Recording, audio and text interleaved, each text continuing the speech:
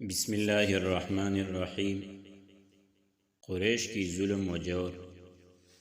نبوت میں جب پہلی بار اسلامی دعوت منظر عام پر آئی تو مشرکین نے اسے دبانے کے لیے وہ کارروائیاں انجام دی جن کا ذکر پچھلے درس میں گزر چکا ہے۔ یہ کارروائیاں تھوڑی تھوڑی اور درجہ بدرجہ عمل میں لائی گئی، اور ہفتوں بلکہ مہینوں مشرکین نے اس سے آگے قدم نہیں بڑھایا اور ظلم زیادتی شروع نہیں کی۔ لیکن جب دیکھا کہ یہ کارروائیاں اسلامی دعوت کی راہ روکنے میں مؤثر ثابت نہیں ہو رہی ہے تو ایک بار پھر جمع ہوئے اور 25 سرداران قریش کی ایک کمیٹی تشکیل دی جس کا سربراہ رسول اللہ صلی اللہ علیہ وسلم کا چچا ابو لہب تھا۔ اس کمیٹی نے باہمی مشورے اور غور و خوض کے بعد رسول اللہ صلی اللہ علیہ وسلم اور صحابہ کرام رضی اللہ عنہم کے خلاف ایک فیصلہ کن قرارداد منظور کی، یعنی یہ طے کیا کہ اسلام کی مخالفت، پیغمبر اسلام کی ایذا رسانی اور اسلام لانے والوں کو طرح طرح کے جور و ستم اور ظلم و تشدد کا نشانہ بنانے میں کوئی کسر نہ رکھی جائے۔ مشرکین نے یہ قرارداد طے کر کے اسے روبہ عمل لانے کا عزم مصمم کر لیا۔ مسلمانوں اور خصوصاً کمزور مسلمانوں کے اعتبار سے تو یہ کام بہت آسان تھا، لیکن رسول اللہ صلی اللہ علیہ وسلم کے لحاظ سے بڑی مشکلات تھی۔ آپ سلم ذاتی طور پر پرشکوہ، باوقار اور منفرد شخصیت کے مالک تھے۔ دوست دشمن سبھی آپ سلم کو تعظیم کی نظر سے دیکھتے تھے۔ آپ صلی اللہ علیہ وسلم جیسی شخصیت کا سامنا اکرام و احترام ہی سے کیا جا سکتا تھا، اور آپ صلی اللہ علیہ وسلم کے خلاف کسی نیچ اور ذلیل حرکت کی جرأت کوئی رذیل اور احمق ہی کر سکتا تھا۔ اس ذاتی عظمت کے علاوہ وسلم کو ابو طالب کی حمایت و حفاظت بھی حاصل تھی، اور ابو طالب مکے کے ان گنے چنو لوگوں میں سے تھے جو اپنی ذاتی اور اجتماعی دونوں حیثیتوں سے اتنے باعظمت تھے کہ کوئی شخص ان کا ہاتھ توڑنے اور ان کے خانود پر ہاتھ ڈالنے کی جسارت نہیں کر سکتا تھا۔ اس صورتحال نے قریش کو سخت قلق، پریشانی اور کشمکش سے دوچار کر رکھا تھا، مگر سوال یہ ہے کہ جو دعوت ان کی مذہبی پیشوائی اور دنیاوی سربراہی کی جڑ کاٹ دینا چاہتی تھی، آخر اس پر اتنا لمبا صبر کب تک؟ بالآخر مشرکین نے ابو لہب کی سربراہی میں نبی صلی اللہ علیہ وسلم اور مسلمانوں پر ظلم جور کا آغاز کر دیا۔ در حقیقت نبی صلی اللہ علیہ وسلم کے متعلق ابو لہب کا موقف روز اول ہی سے، جبکہ ابھی قریش نے اس طرح کی بات سوچی بھی نہ تھی، یہی تھا۔ اس نے بنی ہاشم کی مجلس میں جو کچھ کیا، پھر کوئی صفحہ پر جو حرکت کی، اس کا ذکر پچھلے درسوں میں گزر چکا ہے۔ بعض روایت میں یہ بھی مذکور ہے کہ اس نے کوئی صفحہ پر نبی صلی اللہ علیہ وسلم کو مارنے کے لیے ایک پتھر بھی اٹھایا تھا۔ بعثت سے پہلے ابو لہب نے اپنے 2 بیٹوں عتبہ اور عتیبہ کی شادی نبی صلی اللہ علیہ وسلم کے 2 صاحبزادوں رقیہ اور ام کلثوم سے کی تھی، لیکن بعثت کے بعد اس نے نہایت سختی اور درشتی سے ان دونوں کو طلاق دلوا دی۔ اس طرح جب نبی صلی اللہ علیہ وسلم کے دوسرے صاحبزادے عبداللہ کا انتقال ہوا تو ابو لہب کی اس قدر خوشی ہوئی کہ وہ دوڑتا ہوا اپنے رفقا کے پاس پہنچا اور انہیں یہ خوشخبری سنائی کہ محمد صلی اللہ علیہ وسلم ابتر ہو گئے ہیں۔ ہم یہ بھی بیان کر چکے ہیں کہ ایام حج میں ابو لہب نبی صلی اللہ علیہ وسلم کی تکذیب کے لیے بازاروں اور اجتماعات میں وسلم کے پیچھے پیچھے لگا رہتا تھا۔ طارق بن عبداللہ محاربی کی روایت سے معلوم ہوتا ہے کہ یہ شخص صرف تکذیب ہی پر بس نہیں کرتا تھا بلکہ پتھر بھی مارتا رہتا تھا، جس سے آپ صلی اللہ علیہ وسلم کی ایڑیاں خون آلود ہو جاتی تھی۔ ابو لہب کی بیوی ام جمیل، جس کا نام عروہ تھا اور جو حرب بن امیہ کی بیٹی اور ابو سفیان کی بہن تھی، وہ بھی نبی صلی اللہ علیہ وسلم کی عداوت میں اپنے شوہر سے پیچھے نہ تھی، چنانچہ وہ نبی صلی اللہ علیہ وسلم کے راستے میں اور دروازے پر رات کو کاٹنے ڈال دیا کرتی تھی۔ خاصی بد زبان اور مفسدہ پرداز بھی تھی، چنانچہ نبی صلی اللہ علیہ وسلم کے خلاف بد زبانی کرنا، لمبی چوڑی وسیع سکاری اور افتراء فروازی سے کام لینا، فتنے کی آگ بڑکنا اور خوفناک جنگ بپا رکھنا اس کا شیوا تھا۔ اس لیے قرآن نے اس کو حمالۃ الحطب کا لقب عطا کیا۔ جب اسے معلوم ہوا کہ اس کی اور اس کے شوہر کی مذمت میں قرآن نازل ہوا ہے تو رسول اللہ صلی اللہ علیہ وسلم کو تلاش کرتے ہوئے آئی۔ آپ وسلم خانہ کعبہ کے پاس مسجد حرام میں تشریف فرما تھے۔ ابوبکر صدیق رضی اللہ عنہ بھی ہمراہ تھے۔ یہ مٹھی بھر پتھر لیے ہوئی تھی، سامنے کھڑی ہوئی تو اللہ نے اس کی نگاہ پکڑ لی اور وہ رسول اللہ صلی اللہ علیہ وسلم کو نہ دیکھ سکی، صرف ابوبکر رضی اللہ عنہ کو دیکھ رہی تھی۔ اس نے سامنے پہنچتے سوال کیا، ابوبکر تمہارا ساتھی کہاں ہے؟ مجھے معلوم ہوا ہے کہ وہ میری ہجوہ کرتا ہے، بخدا اگر میں اسے پا گئی تو اس کے منہ پر یہ پتھر دے ماروں گی۔ دیکھو خدا کی قسم میں بھی شاعرہ ہوں۔ پھر اس نے یہ شعر سنایا، مذممن عصینا و امرہ ابینا و دینہ قلینا۔ ہم نے مذمم کی نافرمانی کی، اس کے امر کو تسلیم نہ کیا اور اس کے دین کو نفرت و حقارت سے چھوڑ دیا۔ اس کے بعد واپس چلی گئی۔ ابوبکر رضی اللہ عنہ نے کہا، یا رسول اللہ صلی اللہ علیہ وسلم، کیا اس نے آپ کو دیکھا نہیں؟ آپ نے فرمایا، نہیں، اس نے مجھے نہیں دیکھا، اللہ نے اس کی نگاہ پکڑ لی تھی۔ ابو لہب اس کے باوجود یہ ساری حرکتیں کر رہا تھا کہ رسول اللہ صلی اللہ علیہ وسلم کا چچا اور پڑوسی تھا۔ اس کا گھر آپ صلی اللہ علیہ وسلم کے گھر سے متصل تھا۔ اسی طرح آپ صلی اللہ علیہ وسلم کے دوسرے پڑوسی بھی آپ صلی اللہ علیہ وسلم کو گھر کے اندر ستا تھے۔ ابن اسحاق کا بیان ہے کہ جو گروہ گھر کے اندر رسول اللہ صلی اللہ علیہ وسلم کو اذیت دیا کرتا تھا وہ یہ تھا: ابو لہب، حکم بن ابی العاص بن امیہ، عقبہ بن ابی معیط، عدی بن حمراء الثقفی، ابن الاسداء حذیلی۔ یہ سب کے سب صلی اللہ علیہ وسلم کے پڑوسی تھے اور ان میں سے حکم بن ابی العاص کے علاوہ کوئی بھی مسلمان نہ ہو۔ ان کے ستانے کا طریقہ یہ تھا کہ جب آپ صلی اللہ علیہ وسلم نماز پڑھتے تو کوئی شخص بکری کی بچہ دانی اس طرح ٹکا کر پھینکتا کہ وہ ٹھیک آپ صلی اللہ علیہ وسلم کے اوپر گرتی۔ چولہے پر ہانڈی چڑھائی جاتی تو بچہ دانی اس طرح پھینکتی، سیدھے ہانڈی میں جا گرتی۔ آپ صلی اللہ علیہ وسلم نے مجبور ہو کر ایک گروندہ بنا لیا تھا کہ نماز پڑھتے ہوئے ان سے بچ سکیں۔ بہرحال جب آپ صلی اللہ علیہ وسلم پر یہ گندگی پھینکی جاتی تو آپ صلی اللہ علیہ وسلم اسے لکڑی پر لے کر نکلتے اور دروازے پر کھڑے ہو کر فرماتے، اے بنی عبد مناف، یہ کیسے ہمسائے ہے؟ پھر اسے راستے میں ڈال دیتے۔ عقبہ بن ابی معیط نے اپنی بدبختی اور خباثت میں اور بڑا ہوا تھا۔ چنانچہ صحیح بخاری میں حضرت عبداللہ بن مسعود رضی اللہ عنہ سے مروی ہے کہ نبی صلی اللہ علیہ وسلم بیت اللہ کے پاس نماز پڑھ رہے تھے اور ابو جہل اور اس کے کچھ رفقا بیٹھے ہوئے تھے کہ اتنے میں بازی نے باز سے کہا، کون ہے جو بنی فلاں کے اون کی اجڑی لائے اور جب محمد صلی اللہ علیہ وسلم سیدھا کرے تو ان کی پیٹ پر ڈال دے۔ اس پر قوم کا بدبخت ترین آدمی عقبہ بن ابی معیط اٹھا اور اوج لا کر انتظار کرنے لگا۔ جب نبی صلی اللہ علیہ وسلم سیدھے میں تشریف لے گئے تو اسے آپ صلی اللہ علیہ وسلم کی پیٹ پر دونوں کندھوں کے درمیان ڈال دیا۔ میں سارا ماجرا دیکھ رہا تھا مگر کچھ نہیں کر سکتا تھا، کاش میرے اندر بچانے کی طاقت ہوتی۔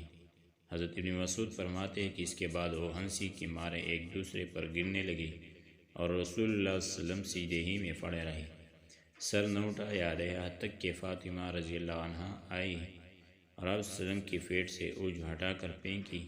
تب آپ نے سر اٹھایا، پھر 3 بار فرمایا، اللہم علیک بقریش، اللہم علیک بقریش، اللہم علیک بقریش۔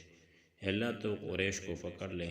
جب آپ صلی اللہ علیہ وسلم نے بد دعا کی تو ان پر بہت گراں گزری، کیونکہ ان کا عقیدہ تھا کہ اس شعر میں دعائیں قبول کی جاتی ہیں۔ اس کے بعد آپ صلی اللہ علیہ وسلم نے نام لے لے کر بد دعا کی، اے اللہ ابو جہل کو پکڑ لے اور عتبہ بن ربیعہ، شیبہ بن ربیعہ، ولید بن عتبہ، امیہ بن خلف اور عقبہ بن ابی معیط کو پکڑ لے۔ انہوں نے 7 کا بھی نام بنایا لیکن راوی کو یاد نہ رہا۔ ابن مسعود رضی اللہ عنہ فرماتے ہیں، اس ذات کی قسم جس کے ہاتھ میں میری جان ہے، میں نے دیکھا کہ جن لوگوں کے نام رسول اللہ صلی اللہ علیہ وسلم نے گن کر لیے تھے سب کے سب بدر کے کنویں میں مقتول پڑے ہوئے تھے۔ امیہ بن خلف کا دتیرہ تھا کہ وہ جب رسول اللہ صلی اللہ علیہ وسلم کو دیکھتا تو لعن طعن کرتا یہ متعلق یہ آیت نازل ہوئی، ویل لکل ہمزۃ لمزہ، ہر لعن طعن اور برائیاں کرنے والے کے لیے تباہی ہے۔ ابن ہشام کہتے ہیں کہ ہمزہ وہ شخص ہے جو علانیہ گالی بکے اور آنکھ کی ٹیڑھی کر کے اشارے کرے، اور لمزہ وہ شخص ہے جو پیٹھ پیچھے لوگوں کی برائیاں کرے انہیں اذیت دے۔ امیہ کا بھائی ابی بن خلف عقبہ بن معیط کا گہرا دوست تھا۔ ایک بار عقبہ نے نبی صلی اللہ علیہ وسلم کے پاس بیٹھ کر کچھ سنا۔ ابی کو معلوم ہوا تو اس نے عقبہ کو سخت سست کہا، عتاب کہا، اور اس سے مطالبہ کیا کہ وہ جا کر رسول صلی اللہ علیہ وسلم کے منہ پر تھوک آئے۔ آخر عقبہ نے ایسا ہی کیا۔ خود ابی بن خلف نے ایک مرتبہ ایک بوسیدہ ہڈی لا کر توڑی اور ہوا میں پھونک کر رسول صلی اللہ علیہ وسلم کی طرف اڑا دی۔ اخنس بن شریح ثقفی بھی رسول صلی اللہ علیہ وسلم کے ستانے والوں میں تھا۔ قرآن میں اس کے 9 اوصاف بیان لیے گئے جس سے اس کا کردار کا اندازہ ہوتا ہے۔ ارشاد ہے، وَلَا تُطِعْ كُلَّ حَلَّافٍ مَّهِينٍ حَمَّازٍ مَّشَّاءٍ بِنَمِيمٍ مَّنَّاعٍ لِّلْخَيْرِ مُعْتَدٍ أَثِيمٍ عُتُلٍّ بَعْدَ ذَلِكَ زَنِيمٍ۔ تم بات نہ مانو کسی قسم کانے والے ذلیل کی جو لعن طعن کرتا ہے، چغلیاں کھاتا ہے، بھلائی سے روکتا ہے، حد درجہ ظالم، بدعمل اور جفاکار ہے، اور اس کے بعد بد اصل بھی ہے۔ ابو جہل کبھی کبھی رسول اللہ صلی اللہ علیہ وسلم کے پاس آ کر قرآن سنتا تھا، لیکن بس سنتا ہی تھا، ایمان و طاعت اور ادب و خشیت اختیار نہیں کرتا تھا، اور رسول صلی اللہ علیہ وسلم کو اپنی بات سے اذیت پہنچاتا اور اللہ کی راہ سے روکتا تھا، پھر اپنی اسی حرکت اور برائی پر ناز اور فخر کرتا ہوا جاتا تھا، گویا اس نے کوئی قابل ذکر کارنامہ انجام دے دیا ہے۔ قرآن مجید کی یہ آیات اسی شخص کے بارے میں نازل ہوئی، فلا صدق ولا صلی، نہ اس نے صدقہ دیا نہ نماز پڑھی بلکہ جھٹلایا اور پیٹ پیری، پھر وہ اکڑتا ہوا اپنے گھر والوں کے پاس گیا، تیرا خوب لائق ہے، خوب لائق ہے۔ اس شخص نے پہلے دن جب نبی صلی اللہ علیہ وسلم کو نماز پڑھتے ہوئے دیکھا تو اسی دن سے آپ صلی اللہ علیہ وسلم کو نماز سے روکتا رہا۔ ایک بار نبی صلی اللہ علیہ وسلم مقام ابراہیم کے پاس نماز پڑھ رہے تھے کہ اس کا گزر ہوا، دیکھتے ہی بولا، محمد، کیا میں نے تجھے اس سے منع نہیں کیا تھا؟ ساتھ ہی دھمکی بھی دی۔ رسول اللہ صلی اللہ علیہ وسلم نے بھی ڈانٹ کر سختی سے جواب دیا۔ اس پر وہ کہنے لگا، اے محمد، مجھے کاہے کی دھمکی دے رہے ہو؟ دیکھو، خدا کی قسم، اس وادی مکہ میں میرے محفل سے سب سے بڑی ہے۔ اس پر اللہ تعالیٰ نے آیت نازل فرمائے، فَلْيَدْعُ نَادِيَهُ، اچھا تو وہ بلائے اپنی محفل کو، ہم بھی سزا کے فرشتوں کو بلا دیتے ہیں۔ ایک روایت میں مذکور ہے کہ رسول صلی اللہ علیہ وسلم نے اس کا گریبان گلے کے پاس سے پکڑ لیا اور جھنجھوڑتے ہوئے فرمایا، اولیٰ لک فاولیٰ ثم اولیٰ لک فاولیٰ، تیرے لیے بہت ہی موضوع ہے، تیرے لیے بہت ہی موضوع ہے۔ اس پر اللہ کا یہ دشمن کہنے لگا، اے محمد، مجھے دھمکی دے رہے ہو؟ خدا کی قسم، تم اور تمہارا پروردگار میرا کچھ نہیں کر سکتے۔ میں مکے کی دونوں پہاڑیوں کے درمیان چلنے پھرنے والوں میں سب سے زیادہ معزز ہوں۔ بہرحال اس ڈانٹ کے باوجود ابو جہل اپنی حماقت سے باز آنے والا نہ تھا، بلکہ اس کی بدبختی میں کچھ اور اضافہ ہی ہو گیا۔ چنانچہ صحیح مسلم میں ابو ہریرہ رضی اللہ عنہ سے مروی ہے کہ ایک بار سرداران قریش سے ابو جہل نے کہا کہ محمد آپ حضرات کے روبرو اپنا چہرہ خاک آلود کرتا ہے؟ جواب دیا گیا، ہاں۔ اس نے کہا، لات و عزیٰ کی قسم، اگر میں نے اس حالت میں اسے دیکھ لیا تو اس کی گردن رون دوں گا اور اس کا چہرہ مٹی پر رگڑ دوں گا۔ اس کے بعد اس نے رسول اللہ صلی اللہ علیہ وسلم کی نماز پڑھتے ہوئے دیکھ لیا اور الزام میں چلا کہ آپ صلی اللہ علیہ وسلم کی گردن رون دیں گا، لیکن لوگوں نے اچانک کیا دیکھا کہ وہ ایڑی کے بل پلٹ رہا ہے اور دونوں ہاتھ سے بچاؤ کر رہا ہے۔ لوگوں نے کہا، ابو الحکم، تمہیں کیا ہوا؟ اس نے کہا، میرے اور اس کے درمیان آگ کی ایک خندق ہے، ہولنا کیا ہے اور فر ہے۔ رسول اللہ صلی اللہ علیہ وسلم نے فرمایا کہ اگر وہ میرے قریب آتا تو فرشتے اس کا ایک ایک عضو اچک لیتے۔ جور ستم کی کارروائیاں نبی صلی اللہ علیہ وسلم کے ساتھ ہو رہی تھی اور عوام و خواص کے نفوس میں آپ صلی اللہ علیہ وسلم کی منفرد شخصیت کا جو وقار و احترام تھا اور آپ صلی اللہ علیہ وسلم کو مکے کے سب سے محترم اور عظیم انسان ابو طالب کی جو حمایت و حفاظت حاصل تھی، اس کے باوجود ہو رہی تھی باقی رہے وہ کارروائیاں جو مسلمانوں اور خصوصاً ان میں سب بھی کمزور افراد کے ایک کی ایذا رسانی کے لیے کی جا رہی تھی، تو کچھ زیادہ ہی سنگین اور تلخ تھے۔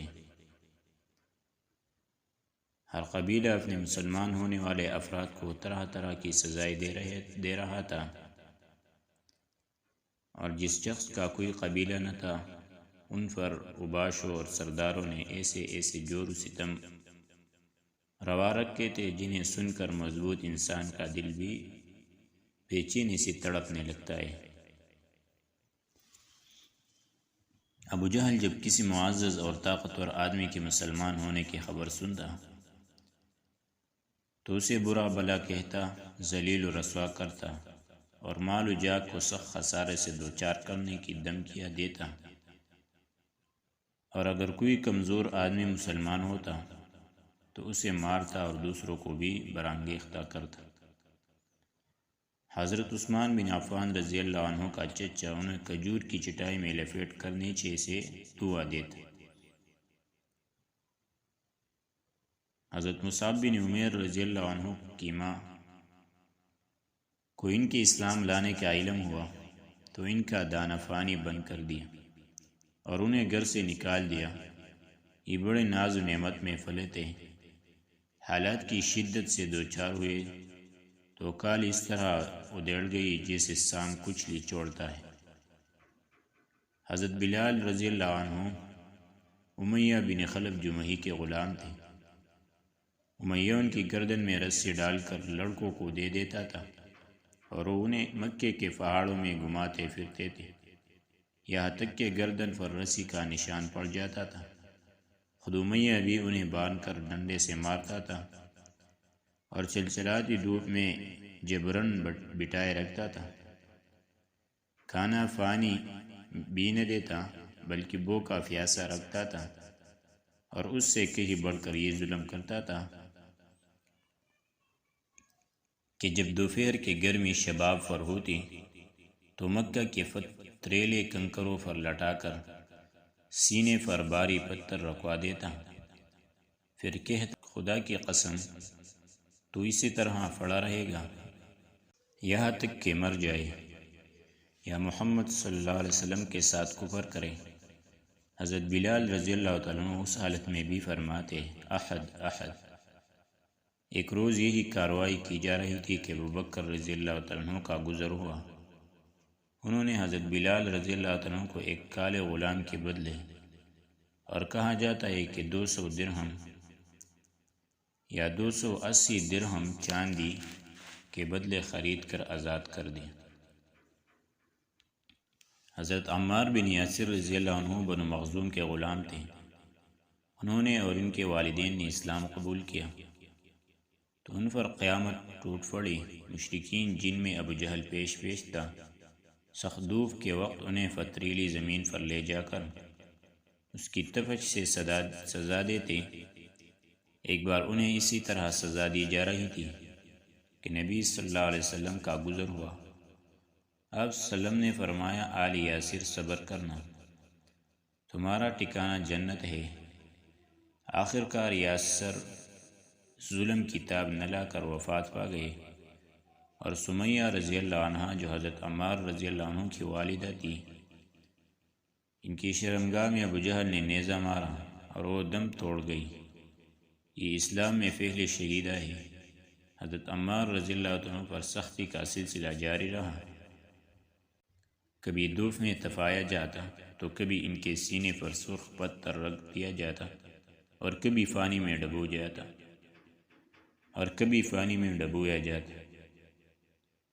ان سے مشرکین کہتے تھے کہ جب تک تم محمد صلی اللہ علیہ وسلم کو گالی نہ دو گے یا لات و عزیٰ کے بارے میں کلمہ خیر نہ کہو گے، ہم تمہیں چھوڑ نہیں سکتے۔ حضرت عمار رضی اللہ عنہ نے مجبوراً ان کی بات مان لی۔ پھر نبی صلی اللہ علیہ وسلم کے پاس روتے اور معذرت کرتے ہوئے تشریف لائے۔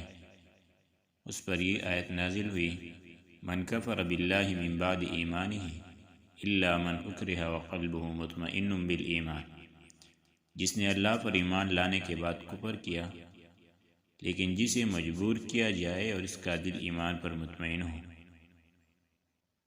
اس پر کوئی گرفت نہیں۔ حضرت بکیہ جن کا نام افلح تھا، بنی عبدالدار کے غلام تھے۔ ان کے یہ مالکان ان کے پاؤں رسی سے باندھ کر انہیں زمین پر گھسیٹتے تھے۔ حضرت خباب بن عرت رضی اللہ عنہ قبیلہ خزاعہ کی ایک عورت ام انمار کے غلام تھے۔ مشرکین انہیں طرح طرح کی سزائیں دیتے تھے، ان کے سر کے بال نوچتے تھے اور سختی سے گردن موڑتے۔ زنیرہ اور نہدیہ اور ان کی صاحبزادی اور ام عبیس رضی اللہ عنہم، یہ سب لونڈیاں تھیں۔ انہوں نے اسلام قبول کیا اور مشرکین کے ہاتھوں سے اسی طرح کی سنگین سزاؤں سے دوچار ہوئے جن کے چند نمونے ذکر کی جائے چکے۔ قبیلہ بنی عادی کے خانود بنی معمل کو ایک لونڈی مسلمان ہوئی تو انہیں حضرت عمر بن خطاب جو بنی عادی سے تعلق رکھتے تھے اور ابھی مسلمان نہیں ہوئے تھے، اس قدر مارتے تھے کہ مارتے مارتے خود تک جاتے تھے اور اس کے بعد کہتے تھے کہ میں نے تجھے تک جانے کی وجہ سے چھوڑا ہے۔ آخر کار حضرت ابوبکر رضی اللہ عنہ نے حضرت بلال رضی اللہ عنہ اور عامر بن فہیرہ کی طرح ان لونڈیوں کو بھی خرید کر آزاد کرا دیا۔ مشرکین نے سزا کی ایک شکل یہ بھی اختیار کی کہ بعض صحابہ کو اونٹ اور گائے کی کچھ کال میں لپیٹ کر دھوپ میں ڈال دیتے تھے اور بعض کو لوہے کی ظرف پہنا کر جلتے ہوئے پتھر پر لٹا دیتے۔ در حقیقت اللہ کی راہ میں ظلم و جور کا نشانہ بننے والوں کی فہرست بڑی لمبی ہے اور بڑی تکلیف دہ بھی۔ حالت یہ تھی کہ جس کسی کے مسلمان ہونے کا پتہ چل جاتا تھا، مشرکین اس کے در پہ آزار ہو جاتے تھے۔ ان ستم رانیوں کے مقابل حکمت کا تقاضا یہ تھا کہ رسول اللہ صلی اللہ علیہ وسلم مسلمانوں کو قولاً اور عملاً دونوں طرح اسلام کے اظہار سے روک دیں اور ان کے ساتھ خفیہ طریقے پر اکٹھے ہوں، کیونکہ اگر آپ صلی اللہ علیہ وسلم ان کے ساتھ کلم گلا اکٹھا ہوتے تو مشرکین آپ کے تزکیہ نفس اور تعلیم کتاب و حکمت کے کام میں یقیناً رکاوٹ ڈالتے اور اس کے نتیجے میں فریقین کے درمیان تصادم ہو سکتا تھا، بلکہ عملاً نبوت میں ہو بھی چکا تھا، جس کی تفصیل یہ ہے کہ صحابہ کرام گھاٹیوں میں اکٹھے ہو کر نماز پڑھا کرتے تھے۔ ایک بار کفار قریش کو کچھ لوگوں نے دیکھ لیا تو گالم گلوچ اور لڑائی جھگڑے پر اتر آئے۔ جواباً حضرت سعد بن ابی وقاص نے ایک شخص کو ایسی ضرب لگائی کہ اس کا خون بے پھڑا، اور یہ پہلا خون تھا جو اسلام میں بہایا گیا۔ یہ واضح ہی ہے کہ اگر اس طرح کا ٹکراؤ بار بار ہوتا اور طول پکڑ جاتا تو مسلمانوں کے خاتمے کی نوبت آ سکتی تھی۔ لہٰذا حکمت کا تقاضا یہی تھا ایک کام پس پردہ کیا جائے۔ چنانچہ عام صحابہ کرام اپنا اسلام، اپنی عبادت، اپنی تبلیغ اور اپنے باہمی اجتماعات سب کچھ پس پردہ کرتے تھے۔ البتہ رسول اللہ صلی اللہ علیہ وسلم تبلیغ کا کام بھی مشرکین کے روبرو کلم کلا انجام دے دیتے اور عبادت کا کام بھی کوئی چیز رسول اللہ کو اس سے روک نہیں سکتی تھی۔ تاہم آپ بھی مسلمانوں کے ساتھ خود ان کے مصلحت کے پیش نظر خفیہ طور سے جمع ہوتے تھے۔ ادھر ارقم بن ابی الارقم مخزومی رضی اللہ عنہ کا مکان کوئی صفا پر سرکشوں کی نگاہ ہو اور ان کی مجلسوں سے دور الگ تلگ واقع تھا، اس لیے آپ صلی اللہ علیہ وسلم نے 5ویں سنہ نبوت سے اسی مکان کو اپنی دعوت اور مسلمانوں کے ساتھ اپنے اجتماع کا مرکز بنا لیا۔